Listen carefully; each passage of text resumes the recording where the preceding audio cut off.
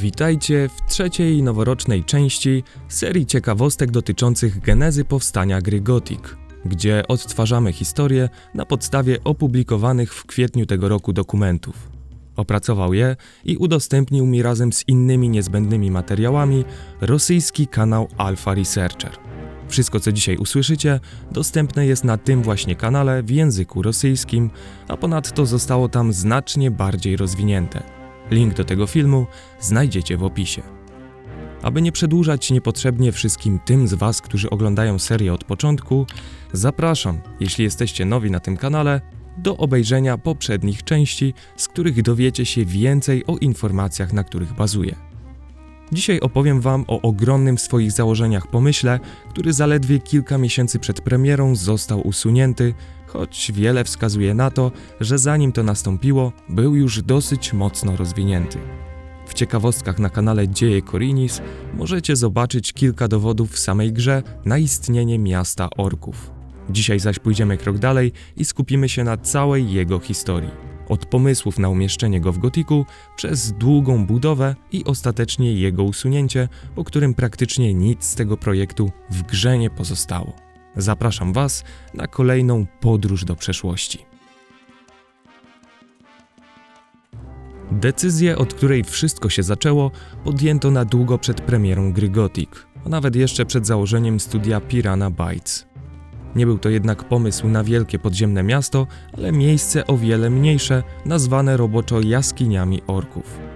Gdy pod koniec 1996 roku Michael Hoge skończył pisać swój pierwszy dokument projektowy do gry, początkowo nazwanej Orfeusz, opracowano również wtedy wczesną strukturę poziomów, która miała stanowić jej podstawę i w której znaczną rolę miały odegrać właśnie jaskinie orków. Niedługo potem trzeba też było podjąć decyzję, a mianowicie jakie lokacje pokazać publiczności na wystawach gier. I tak też zdecydowano, że właśnie jaskinie orków ze starożytną świątynią i obozem na bagnach znajdą się na tej liście. O pierwszej wersji jaskiń akurat niewiele ponad ten oto screen wiadomo, ponieważ jest on wszystkim, do czego udało się dotrzeć z tamtego okresu, czyli początku roku 98. Gdy nadeszło lato, do grupy dołączył poznany już przez Was młody artysta i projektant 2D Ralf Marcinzik, który na prośbę Majka dokonał szeregu szkiców owych jaskiń. Ponad rok później jednak, w listopadzie 99, zdecydowano się zupełnie porzucić starą koncepcję na jaskinie orków. Twórcy wymyślili coś lepszego – stworzenie całego podziemnego miasta. Od tej pory powstawać zaczęła wielka lokacja nazwana podziemnym miastem orków. Aby uzmysłowić sobie skalę tego przedsięwzięcia, spróbujcie sobie wyobrazić na przykład starą kopalnię z Gothic 1 połączoną z wolną kopalnią nowego obozu, choć nawet i to nie oddaje wielkości miasta, które było wyraźnie większych rozmiarów. I chociaż jak wspomniałem projekt z gry usunięto, o czym zaraz jeszcze dokładniej opowiem, to zostawiono siatkę tego poziomu w opublikowanym potem modkicie, czyli zestawie narzędzi umożliwiających modyfikację gry. Fragment stamtąd pokazał Archie w jednym ze swoich odcinków o ciekawostkach z Gothic.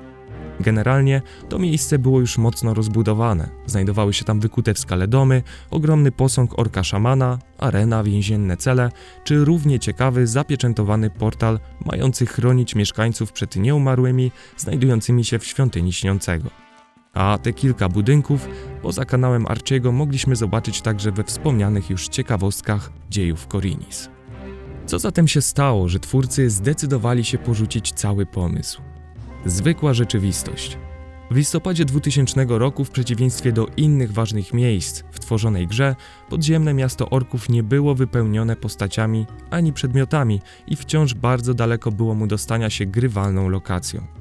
Brakowało w nim ważnych elementów niezbędnych do nadania realizmu, by mogło funkcjonować. A to właśnie listopad był tym miesiącem, kiedy Egmont Interactive, czyli wydawca gry, po raz ostatni zrobił krok w stronę Piranii, pozwalając na przesunięcie daty premiery na marzec 2001 roku bez możliwości dalszych opóźnień. Innymi słowy, z nożem na gardle, twórcy musieli szybko się zastanowić, na czym się skupić, a co anulować i wyrzucić. Nie mogli jednak tak po prostu wyciąć kawałka świata bez wpływu na spójność całości.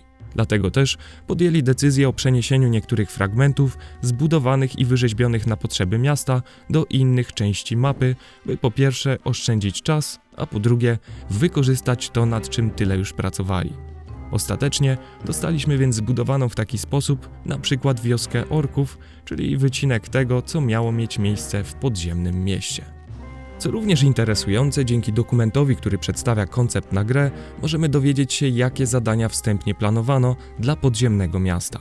Fabuła z 1999 roku zawierała questy w gruncie rzeczy bardzo podobne do tych, z którymi mieliśmy do czynienia w ludzkich obozach. Innymi słowy, po uzyskaniu szacunku i dostaniu się do środka, mieliśmy znaleźć zwyczajowe misje typu walki na arenie, pomoc tamtejszemu kowalowi, oczyszczanie jaskiń z pełzaczy czy poszukiwanie specjalnej runy dla orkowego szamana. Prowadził tam również główny wątek, który oczywiście docelowo skupiał się na portalu strzeżonym przez orków. Portala według zapisków obawiali się sami orkowie, a prowadzić miał on daleko w głąb świątyni, aż do Leża Śniącego, czyli otoczenie wyglądało nieco inaczej względem oryginału, ale w gruncie rzeczy chodziło o to samo.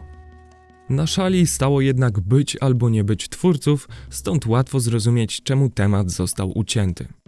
Ciekaw jestem, co sądzicie o tym anulowanym mieście orków, bo ostatecznie pomijając fakt, że gra miałaby na pewno więcej do zaoferowania, to koniec końców przecież też nie sprawiała wrażenia niepełnej bez niego. Dla mnie była to na pewno jedna z takich trochę nieodgadnionych ciekawostek, na którą teraz po prostu padło więcej światła.